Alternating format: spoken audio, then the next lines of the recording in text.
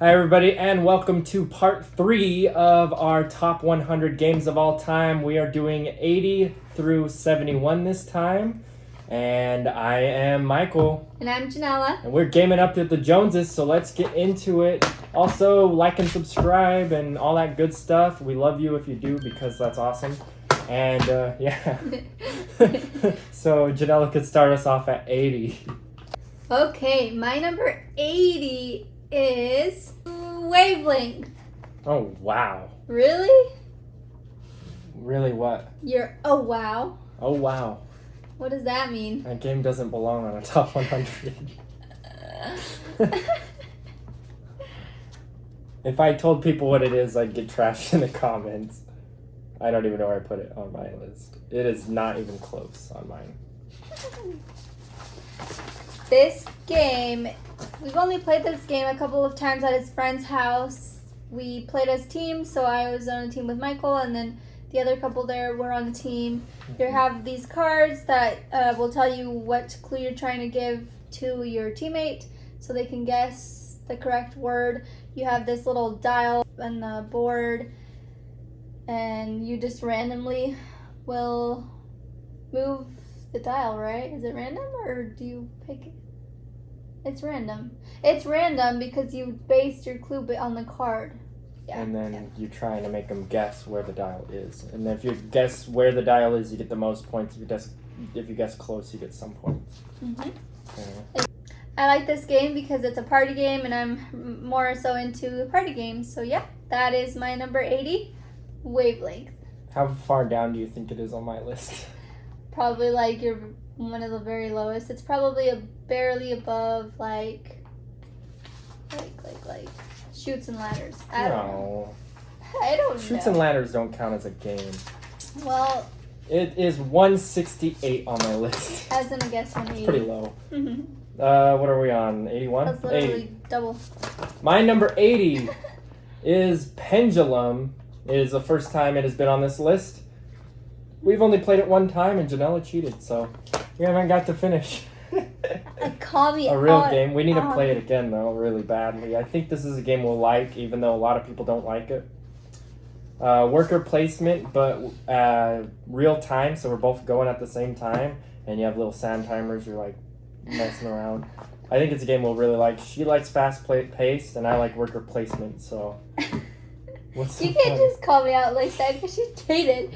You just didn't explain the rules right, okay? I did. So like on the beginning, you have an ability with your person, right? That's what I was doing. I thought you could do it each round, so I was doing it each round, and it's only... I think it's once per round, and you did it like every time you moved a worker or something. I don't know. I don't know what it was. It's been a while. But it was like so fast paced that he didn't even catch on, and we were like until the game was over, and I was like, "What? I'm not even halfway yet." Yeah. So definitely we need to try that game again. But somehow it still got to 80 on my list because I thought it was fun. Real time. That would be a fun one to record because it's crazy. Oh yeah, that was. So maybe we'll record that one. That is my number 80, Pendulum. My number 79 is a recently owned game, Rivals for Catan. My 79 is Rivals for Catan. This is a recently owned game that we just bought, and Michael just posted the unboxing video, so you should definitely go check that out. He's going to put it right in front of his face. Alright. Well, it's going to be on the top somewhere. Oh, it's top? Because it'll be a little card thing you click on. Oh, I thought you put it on your face. No, only at the end of the video. Oh. It'll be on his... no, whatever. Okay, now it'll be on my face. Happy. Alright. Okay, so yeah, like we said, this is a recently owned game. We've only played it once, and I beat you.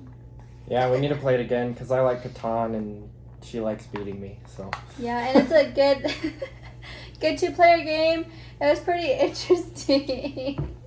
I really enjoyed this game because it's a streamlined version of Catan, and for the most part it's just S2 gaming, so it's nice to have a game that we can both play and enjoy. You're looking at my list.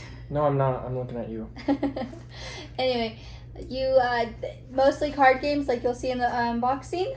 You'll start off with 2 settlements and a road, and you can just like place your cards by your settlements, and then build your roads, and you can build cities and even like people, and it's just super interesting on how that game works. It's like the same but different. So I enjoyed that game. That is my number 79, Rivals for Catan. Interesting. My number 79 was number 33 last year, and it is a crossover for this video. Really? Can you guess what it is? Oh, wait maybe what? not for this video. Wait, No, what? it wasn't for this video. Last video. Can you guess what it is? Kanban. No. I have no idea. We just bought this game. We have not unboxed Small it yet. Small World. That's 79. Area control with the wacky stuff like giant dwarfs and whatever else you want to play with. And you get to retire them, or it's not called retiring. It's basically retiring them. Yeah. They go into... You pretty much just lose all those characters, you get rid of them and get new add ones. a new one. Yep. But it's fun. Fun little, funny, stupid game that's fun. I don't know what I'm saying. Anyway, that is my number 79, Small World. My number 78 is half of a crossover from another game. I don't know what that means. It is Bing, but the dice game. Oh. So the game Bing, but just again streamlined, like smaller. You have all the same types of roles that he said. So you'll have the outlaw, you'll have the deputy and the sheriff, and you're trying to do the same stuff. It's just you have small little tokens that you'll be getting based on the cards you play, right? Yeah. No. No, it's You're dice. rolling dice. Rolling dice. I was like, wait. You're trying to like shoot people, and then you have a chance of getting a Gatling gun if you get a bunch of them, like Yahtzee, and go crazy on everybody. Do you have Bang on your list, or did you throw that one out? It must be coming out. Wow, that's weird. Okay, so yeah, that is my number 78, Bang the Dice Game. All right, we're finally getting to the good ones. Now I'm rating these guys 7 out of 10 or higher now. So we're on number 78. This is a 2-player Uwe Rosenberg polyomino only game, or Tetrising, whatever type of game. 2-player only. I don't know why I said polyomino only.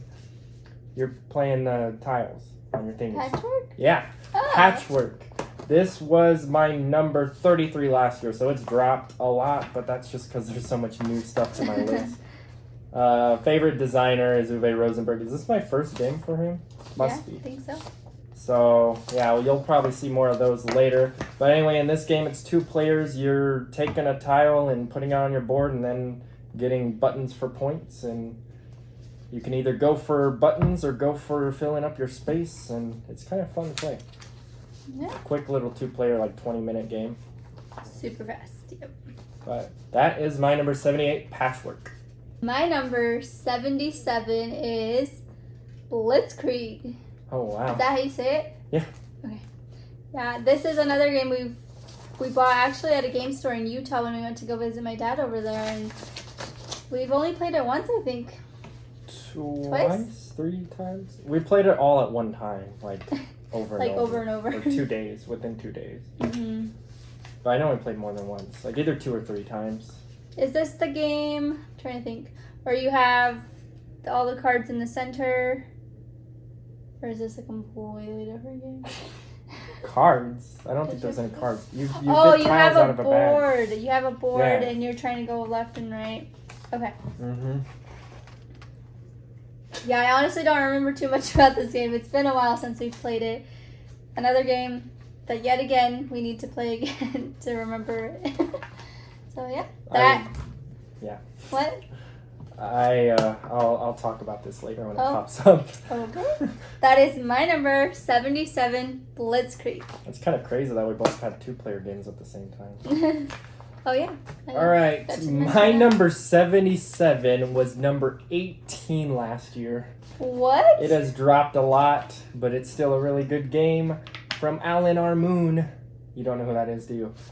Ticket to Ride. Oh, yeah. Ticket to Ride, you're drafting cards and then playing down trains, trying to get your tickets scored, and the more trains you play, the score you get, so you're trying to get a high score. It's a fun, really easy game. You can teach. I mean, I taught like how old was that lady? Like high 80s or something, wasn't she? Who are you talking about? At some game thing. At the place over there. When that old lady played with us. I don't remember that. Anyway, she was in her 80s, I'm pretty sure. We even taught her to play. So it's an easy game. That was really fun. And yeah. So you're playing trains. My number 77.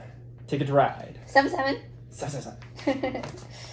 Okay, number 76 is a game that you actually brought up earlier. Ooh. Can you guess? This video? No, last video. Top promoter? Yeah. Oh wow, that was a good guess. Yeah, so my number 76 is Top Promoter. So like he said in the last video, this is a game where it's kind of like you have your wrestlers and you're trying to promote them. So you have different weight classes, heavyweight up to lightweight. You have different city cars that you're trying to go have them fight at, and each player is playing their own wrestler. So whoever ends up getting the most money from each city, if they win the fights, then that's the winner. So yeah, pretty fun game, easy. We played it with his parents. It's another one that's really easy to teach people because there's like literally it's play a card to a position. Yep. So it's really easy. And I think some of the cards actually do have some abilities now that I'm thinking about it. Yeah, you can either play a wrestler or you can play like some special ability like ooh, give this guy 2 strength, or this is now double the money. Oh, pay-per-view. Pay-per-view makes it worth more money. Yeah. Stuff like that. I thought the wrestlers themselves had stuff too, though. No? Their strengths and stuff. I can't remember. I can't remember. It's been a while. It's been a little bit, yeah. Anyways, that is my number 76, Top Promoter. My number 76 is new to the list because we played it for the... Well, you've never played this one. I played this in front of you because you didn't play it on New Year's Eve at the board game store because we have a big event there at the end of the year. Oh, and that is the Red Dragon Inn. And this game, you are trying to last the longest at a bar drinking, apparently, is the theme. Where you're like some kind of fantasy creature, like a dwarf or something, and you're trying to buy other people drinks. You have like 20 health, basically. And so there's 2 tracks. One is like how drunk they are, and one is like how strong they are. And when those two touch, they're out of the game. So you're trying to make everybody else's track out before yourself. So the problem with that game is there is player elimination, but it is kind of fun. There's some gambling in it too, where you guys can like gamble a bit and then get money for something. I don't remember what that's for, but yeah. Yeah, I have not played that game yet. We got separated on different teams that night. So his team won the first game, advanced to that game. My team did not, so he played that game while I played a different game. Yep. Anyway, that is my number 76, the Red Dragon Inn. Which reminds me, there's a game called Canvas that you haven't played, but I have played. Wow, that's a first. Another one at number 75 is a game I think you've mentioned already in another video. I think. Yeah, you mentioned it. Libertalia? Nope. 7 Wonders Architects? Nope. Cosmic Encounter? Yes. Oh wow, that was a guess. Oh, I didn't know that. So at number 75, Cosmic Encounter. So like we mentioned in the previous video, right? Or was it 2 videos ago? 2 videos ago. It was my number 97. Oh, dang. I think. So like we mentioned in that video, this is a game where you start off with a certain character. There's a variety of them. Some are more powerful than the others, I think, but they kind of balance out. Then you have this track in the center where you're trying to control, and you can kind of like play with each other to control the same areas or against each other, trying to like kick people out in a sense. One of the people we played with, though, he was pretty powerful because I remember the very first like thing we played where everybody played like their numbers to see who would have the highest number. I can't even remember what number he had, but it was insanely high, and we were like, what the heck? But yeah, I don't think we've played it again since then. So No, we own it, but we have not played it yet. So another game we need to try again and see how we like it. My number 75, Cosmic Encounter. All right, my number 75 I mentioned in a video earlier, and it was my number 19 last year. Holy cow, so it has dropped 56 spots. Goodness, that tells you how much different games we've played in the last year. And the only reason why it is even this high is because of the expansion, and that is Splendor. Oh, okay. Because you can have the different modules. If you couldn't do that, base game Splendor probably would be right around 100. Huh. So, yep, that makes it at 75. Splendor is a game where you grab 3 different gems or 2 of the same gem. Or on your turn, you can buy a card, which each card gives you 1 permanent gem. And then if you get a certain amount of gem cards, you can get a person to come visit you, and they're worth 3 points. Some of the cards are worth 2 points. The base game, you're trying to get 15 points to win. But with the expansion, there's 4 modules to play differently. I don't know if you can mix and match them. But one will add cities, and they're like bigger points. One adds these little buildings. I forgot what that one was called. But you can put your building on it, and now nobody can go buy that card until they take your building off. And then there's another one. Like, there's 2 more. It's been a while. It's been a little but bit. yeah, I like the building, the one with the buildings though, because that one's fun to block people or claim a card before you even grab it, so you don't use it for that turn. But anyway, that is my number 75, Splendor. My number 74 is Splendor. No way. Yep, that's the closest one we've had. So close to an exact crossover. Wow, yeah, by so 1. close by 1. I was like, trying not to be like, what? Wow. But yeah, not much more to be said. But yeah, obviously a game that we both like, and played it quite a bit with his dad, his parents. They both all enjoyed that game. And I honestly enjoy just the base game too. Like, I don't. It's fun, but expansion. it's not rated. I wouldn't rate it as high without the expansion.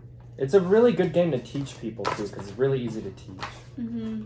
Literally, you have those 3 actions. You pick one on your turn. Boom.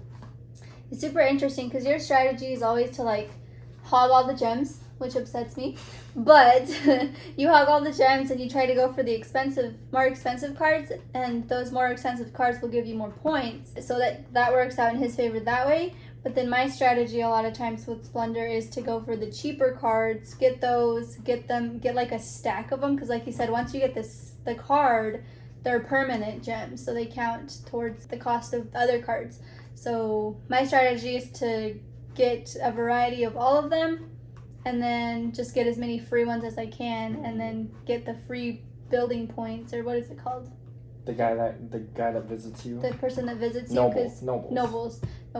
Yeah, so I get more points that way. Because I feel like you don't get more points you get more points by the actual cards that are worth a lot more points. So yeah. But I think it's pretty even, because I know we've both we both like alternate between who wins and stuff. So yeah. My number 74, Splendor. My number 74 was number 30 last year. Oh, dang. This was the very first cooperative game we've ever bought back in like 2017 or something. It is Pandemic.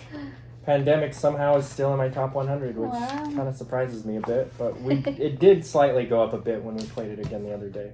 Pandemic's a game where you have 4 viruses and you're trying to go stop those viruses from spreading and stuff, and really try to stop the outbreaks from happening, and then try to get enough 5 of the same color of card to get a cure, and then go research the cure, and you have to cure all 4 diseases to win.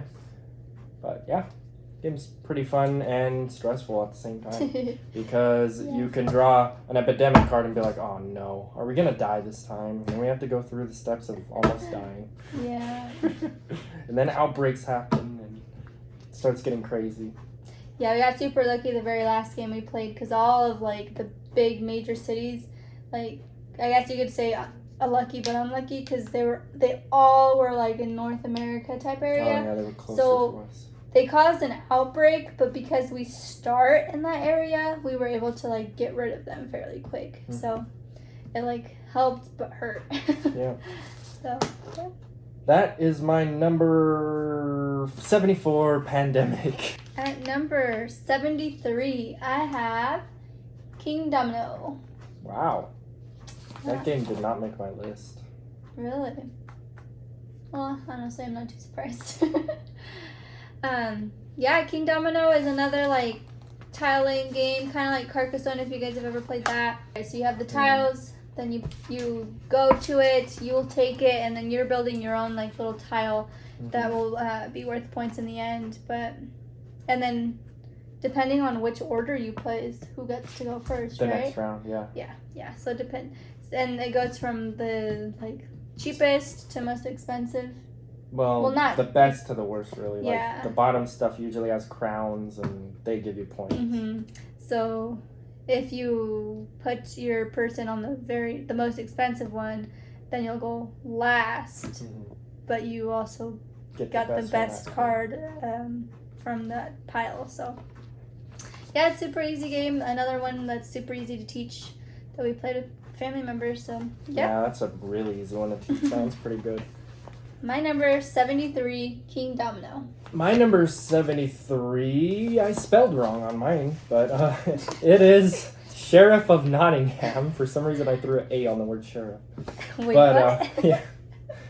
But anyway, that game we've only played one time, which is surprising. But on that game, you are bluffing, which is just like the card game Bluff with playing cards. You are either telling the truth to the sheriff, or you're lying to them, being like, oh, I put 3 apples in here, but you could have put a crossbow, which is against the law. But you don't want him to know that. And if he's about to check it, you could be like, oh, wait, I'll give you like $3 if you don't check it, and try to bribe him out of it. So that's kind of interesting. The game's kind of fun. It's got some crazy, like, negotiation going on there. Yeah. And bluffing and all that. So I like that kinds of stuff. My number 73, Sheriff of Nottingham. My number 72 is Formula Motor Racing. Nice. Yeah. So this is another small racing game. We start off with just a board, and it's random, right, with the placement?